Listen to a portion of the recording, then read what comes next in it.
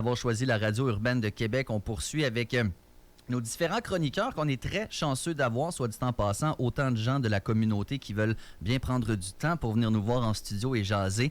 On parle ici avec Christian Daigle, il est président du syndicat de la fonction publique et parapublique du Québec. Et salut Christian, comment ça va? Ça va très bien, merci beaucoup de me recevoir encore une fois cette année. Ben, c'est tellement un plaisir parce que le syndicalisme au Québec, c'est important dans la ville de Québec. Il y en a plus d'un qui, évidemment, est syndiqué. Donc, il ne manquera pas de sujet. Et évidemment, au lendemain de l'annonce du remaniement ministériel de François Legault, on sait qu'il y a 5 nouvelles personnes qui entrent comme ministres. Il y a des gens qui changent de place. Il y a des gens qui perdent leur place carrément.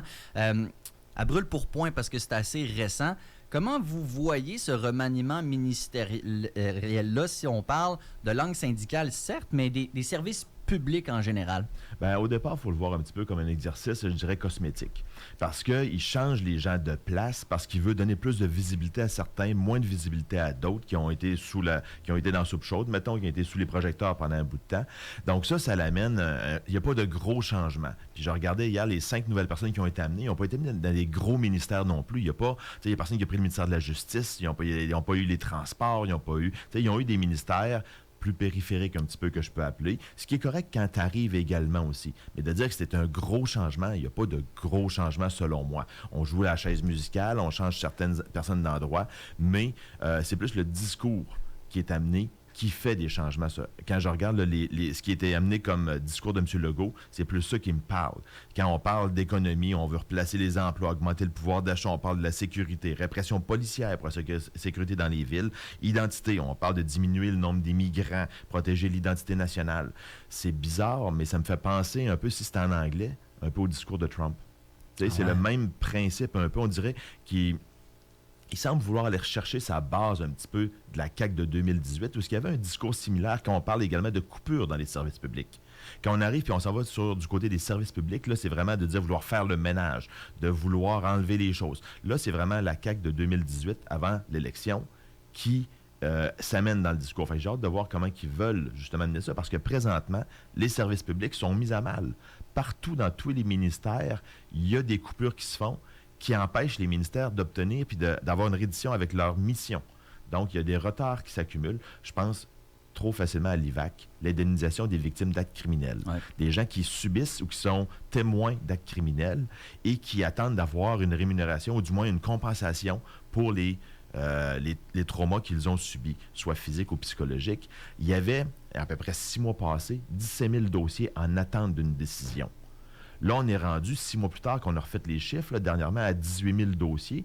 Et on me dit aujourd'hui, là, je n'ai pas les chiffres validés, mais on serait pas loin de 19 000 dossiers en attente. Donc, les coupures qui se passent présentement, c'est des coupures qui sont là puis qui empêchent des gens d'avoir accès aux services publics, d'avoir accès à ce qu'ils ont droit de la part de l'État. C'est ça qui me parle. Si on me disait qu'on voulait couper dans les services publics puis couper dans la haute sphère, dans les hauts dirigeants, parce que présentement, il y a plein de gens qui obtiennent des postes. La CAQ, là, elle nomme des attachés politiques, des gens qui ont travaillé dans les bureaux des ministres, à des postes de fonctionnaires, des hauts postes de fonctionnaires. On crée des structures avec Infra-Québec, avec Santé Québec. On met en place des conseils d'administration où est-ce que les gens qui sont là-dessus gagnent très cher et qu'il n'y a pas de plus-value pour l'État. Moi, je représente des gens qui donnent du service à la population. Puis c'est ces gens-là qu'on coupe parce que c'est là qu'ils sont les occasionnels. C'est là qu'il y a des fins de contrat. C'est là qu'on peut déplacer des gens. Puis c'est ça qu'on amène et que j'aime pas. Parce qu'on est là pour donner des services à la population là-dessus. Christian Daigle, vous avez-tu parlé, pardonne-moi donc, de ces coupures-là, entre autres, à l'IVAC. Il y en a eu d'autres un petit peu. Tu sais, mettons, si on fait un portrait des coupes dans le public dans l'été dernier, mettons, là, tu sais, ça ressemble à quoi au Québec, là, ou à Québec? Bien, si je prends une chose qui a été coupée, c'est au niveau de la CNESST.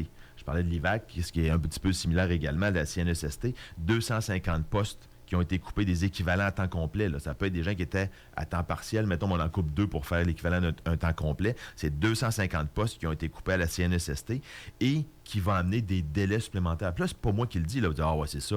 C'est le gars du syndicat qui parle parce qu'il va perdre des cotisations syndicales. Là. Non, c'est pas ça du tout. C'est la présidente de Mme Anouk Gagné, là, qui est la PDG, la présidente directrice générale de la CNESST, qui dit elle-même que les coupures vont amener des ruptures de services, des délais supplémentaires pour les citoyens et citoyennes qui y vont et des impacts, puis puis eux autres, ils parlent de clientèle, là, mais il n'y a pas de clientèle au gouvernement du Québec, c'est des citoyens, c'est des personnes qui font affaire avec l'État. J'ai tout ça le mot client, moi, quand j'arrive à l'hôpital. Tout, là.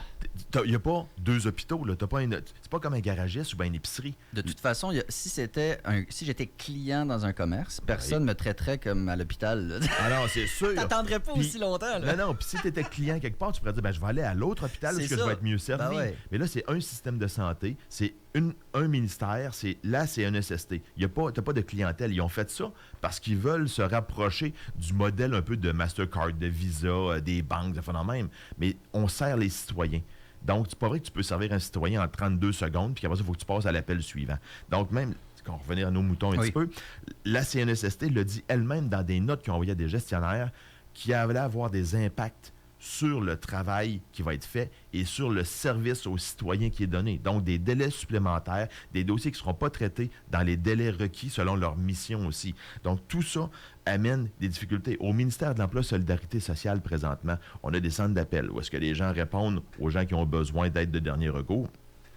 Et ces gens-là, quand ils sont coupés, les délais allongent également au niveau des centres d'appel. Et ça, à ce moment-là, ils ont même embauché, ils ont donné des contrats parce qu'il faut qui répondent aux gens. Ils ont donné un contrat de 6 millions à des firmes en sous-traitance pour qu'ils forment des préposés aux télécommunications pour répondre à la place des employés qui ne sont plus là. Donc, on va donner en sous-traitance à plus cher pour faire la job à l'interne qu'on n'est pas capable de faire. Parce que pourquoi on fait ça? Parce qu'ils vont dire, mais c'est le fun, on répond aux besoins, on va répondre aux gens. Oui, mais les personnes sont là, c'est des employés externes. On n'a pas le contrôle sur ces gens-là. Donc, si on veut changer la méthode dont ils vont utiliser, ça ne fonctionnera pas. Donc, ce n'est pas des gens qui sont des ministères directement, mais ce n'est pas des gens qui sont dans la même colonne de chiffres. Quand tu prends les chiffres du ministère, ce qui est dans la colonne comptable de M. Éric Girard, le ministre des Finances, lui, il va pouvoir dire, on a coupé des postes, on a coupé du budget, mais dans l'autre colonne qui n'apparaît pas, c'est la colonne de la sous-traitance, c'est des chiffres cachés. C'est là qu'on va aller mettre en place les appels, mais également le déneigement au ministère des Transports. Même principe, là, on enlève des ouvriers de sa route, puis à la place, on va embaucher des gens au privé. Mais quand on embauche au privé pour aller déneiger les routes, le déneigement ne se fait pas avec les mêmes règles. Nos employés sortent dès qu'il y a un flocon de neige qui tombe. Au privé, c'est quand il va y avoir, mettons, 5 cm de neige qui vont sortir. Donc ça l'amène des complications pour les automobilistes sur les routes aussi. Je comprends que dans ces coupes-là, parce que ça fait longtemps, Christian, pardonne-moi, ça va venir. Oui. Ça fait longtemps quand même qu'on dit, réduire la taille de l'État, à un moment donné, il faut le faire, puis là, ça prend de l'expansion tout le temps, puis tout le temps. Oui. Ce que je comprends du message ce matin, c'est pas ne coupons pas, c'est coupons ailleurs, peut-être un peu plus haut. S'il y a des places à couper, pourquoi il y a besoin de 8 structures, 8 niveaux de directeurs puis de gestionnaires pour donner des services en bas? On est capable de couper à quelque part, je pense. Il y en a qui peuvent prendre plus de responsabilités. L'autre difficulté que j'ai, c'est qu'on a de plus en plus de citoyens au Québec. Moi, ça ne me dérange pas qu'on dise qu'on coupe dans la fonction publique, mais qu'on va me dire qu'est-ce qu'on va abandonner comme mission de l'État. Parce que quand j'ai de plus en plus de gens qui sont au Québec, quand la population augmente et que je diminue le nombre de fonctionnaires, la RAMQ va donner des cartes pareilles aux gens, mais il va y avoir plus de cartes à donner. La SAC a besoin de donner des permis de conduire, puis il y a plus de gens qui vont suivre les cours de conduite puis qui ont besoin de passer une évaluation. Alors qu'on me dise que ça va prendre plus de temps avant d'avoir ton permis, je ne suis pas sûr que les jeunes conducteurs ou que les gens qui ont besoin de repasser un test vont vouloir attendre plus longtemps. Vu qu'il y a plus de citoyens, le nombre de fonctionnaires par habitant devrait être maintenu minimalement. C'est ça la difficulté qu'il y a. Fait que c'est pas de dire qu'on veut couper à quelque part, c'est de me dire... Puis il y a plus de lois qui sont passées aussi. Quand on dit qu'il y a des inspecteurs, il va y avoir une nouvelle loi, mettons, au niveau de l'environnement. Il va y avoir une nouvelle loi pour suivre les commerçants, la loi de l'affichage en français, la loi, mettons, sur la salubrité, des choses comme ça. Ça prend du monde sur le terrain pour aller appliquer ces lois-là. Présentement, ce qui se passe, nos inspecteurs, ils délestent un pan de vérification qu'ils vont faire pour aller faire ce que le ministre demande à ce moment-là, ou la ministre demande. Et après ça, une fois que l'actualité dit, là, il ne s'occupe plus de l'autre aspect, là, on délaisse un autre côté pour revenir à ce qu'on faisait aussi. Donc, c'est ça qui arrive, c'est qu'il y a des lois qui se passent, il y a des lois qui sont passées, il y a des règlements qui arrivent, et là, il faut les mettre en application. Donc, ça prend des gens pour le faire aussi. Si on me dit qu'on ne veut plus mettre de loi en place, qu'on ne veut plus moderniser la société, pas de problème, on va faire avec ce qu'on a, puis on va avoir assez de monde pour le faire. Mais si on veut moderniser puis qu'on amène des demandes supplémentaires de services de l'État, il faut avoir des gens pour donner ces services-là. Et ce n'est pas en allant par l'Internet qu'on va réussir à tout faire. Christian Daigle, le président du syndicat de la fonction publique et parapublique du Québec. Le conflit de travail d'Air Canada a fait beaucoup jaser. Ça a passé proche de passer quand même, le vote. 99% de refus. Peut-être Exact. juste un petit rappel là, de ce dossier-là dans l'espace-temps. Là. Ben, ce qui s'est passé avec Air Canada, c'est les pilotes, au départ, ont négocié, ont eu des augmentations salariales et arrive le tour des agents de bord après un contrat qui a duré plus de 10 ans. Donc, leur contrat de travail, leur dernière convention collective a duré 10 ans. Ils arrivent en train de négocier et là, bien sûr, c'est les salaires qui achoppent après 10 ans de négociation ou de non-négociation. Ben là, ils ont besoin d'avoir un certain rattrapage avec l'économie qui a augmenté, le coût de la vie qui a augmenté. Et en plus, ce qu'on a appris, ce que je ne savais pas moi-même, c'est lorsqu'elles sont appelées à aller travailler, tant qu'elles ne volent pas, donc tant que l'avion ne décolle pas, elles ne sont pas payées. Ça, c'est fou, ça. Oui, Et ça existe depuis les années 80, j'ai lu. Oui, tout à fait. Pourquoi c'est pas réglé, ça, depuis les années 80? Pourquoi Patty Ajdu, la ministre fédérale de l'Emploi, dit ça n'a pas de bon sens, cette affaire-là, alors que, sauf erreur, c'est en place depuis 45 ans, là? Oui. Bien, peut-être qu'à l'époque aussi, il y avait des salaires qui permettaient de dire, bon, ben on donne plus de salaire horaire quand tu es dans les airs qui va compenser pour les heures au sol que tu ne fais pas. Peut-être aussi que les heures au sol n'étaient pas facilement identifiables. Donc, il y en a qui peuvent arriver au travail, mettons, 2 heures avant, l'autre 3 heures avant, l'autre juste une demi-heure avant, tout dépendant des besoins qu'ils peuvent avoir. Donc, ça peut être plus difficile des fois à déterminer, mais je pense qu'aujourd'hui, on est capable de déterminer des choses assez facilement puis de dire, bon, ben tu vas arriver tant d'heures avant ton vol. Tu sais, il y a moyen, je pense, de s'organiser là-dessus. Puis, c'est sûr que quand tu arrives au travail, tu n'es pas payé, puis tu es en préparation. Ça ne fonctionne pas. Les agents de bord sont dans l'avion, ils préparent les choses avant que les citoyens embarquent, avec les clients. Là, on peut dire des clients parce qu'il y a plusieurs compagnies. Là, c'est des clients. Donc, ils sont en train de préparer l'avion avant que les voyageurs embarquent dans l'avion. Ben, il faudrait qu'ils soient rémunérés durant ce temps-là aussi. Et on pensait, après la grève de 3 jours, après les menaces qu'il y a eu de prison, d'amende également aussi, qu'il avait réussi à avoir une entente de principe qui permettait de régulariser la situation, mais ce n'était pas le cas. Il y avait une partie seulement des heures qui étaient rémunérées comme à 50% ou je ne sais pas trop quoi. Ouais. Et j'imagine que les agents de bord qui étaient ces lignes de piquetage pensaient la même chose. Ils disaient, enfin, on va être rémunéré s'il y a une entente de principe. Mais ce n'était pas le cas.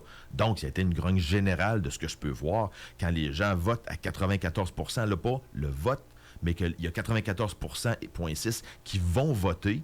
C'est un pourcentage impressionnant, c'est très élevé. Ouais. C'est très, très élevé. Même si c'est un vote électronique, chez nous, de notre côté, on a des votes. Puis les bons votes, c'est 75%, 80% des gens qui vont aller voter électroniquement. Il y a toujours des gens qui, pour eux, disent « Ah, c'est correct, il n'y a pas de problème. » Ou d'autres qui disent « C'est sûr que ça va passer. » Ou « C'est sûr que ça ne passera pas, je n'irai pas voter. » Mais que pour presque 95% des gens se déplacent pour aller voter ou vont faire l'effort d'aller voter en ligne, c'est que c'est majeur pour eux. Donc, puis que ça soit rejeté à 99% des gens qui ont voté, ça veut tout dire. Ah, ça veut tout dire, non, c'est sûr. Sauf que là, par contre, ils peuvent pas tourner en grève. Parce que quand dans l'entente, ils ont eu une entente de principe, dans l'entente de principe, ça vient dire qu'après, ils sont obligés d'aller en médiation. Et après, s'ils ne s'entendent pas en médiation, c'est un arbitrage exécutoire qu'il va y avoir. La grève étant pour plusieurs le seul vraiment moyen sur lequel on peut s'agripper, il leur reste quoi maintenant? Il leur reste absolument rien. C'est terminé. Là, c'est plus dans les mains des syndiqués, c'est dans les mains du syndicat encore, parce que lui, au niveau de la médiation, va aller devant un médiateur, va faire valoir son point de vue à l'employeur et au médiateur, et après, s'ils ne s'entendent pas, ben là, ça va être devant un arbitre qui vont faire valoir leurs points pour essayer d'aller gagner le plus possible. Et ce qu'il va y avoir comme jugement-là va devenir les conditions de travail des personnes pour un contrat de X nombre d'années. Fait que ça va être à regarder également aussi. Si c'est un contrat de 5 ans qui est donné, c'est un contrat de 3 ans seulement, bien, à ce moment-là, on sait que dans 3 ans, bien là, ça va reprendre. Et s'ils n'ont pas eu ce qu'ils voulaient, la prochaine bataille va être la grosse bataille qui va s'en venir, c'est certain. Et ça va continuer de faire jaser. On pourra compter sur toi pour nous tenir au courant. Tout à fait. Christian Daigle, le président du syndicat de la fonction publique et parapublique du Québec. Ça a été très intéressant. Merci pour le temps, puis on se reparle dans 2 semaines. Parfait. Bien, merci beaucoup. Bonne journée. Bonne journée. 8h30, vous écoutez CKIA 88.3. On est la radio urbaine de Québec en ce jeudi 11 septembre 2025. Ciel variable avec 20 degrés. On s'arrête. Courte pause. Merci d'être là. Dread at the controls.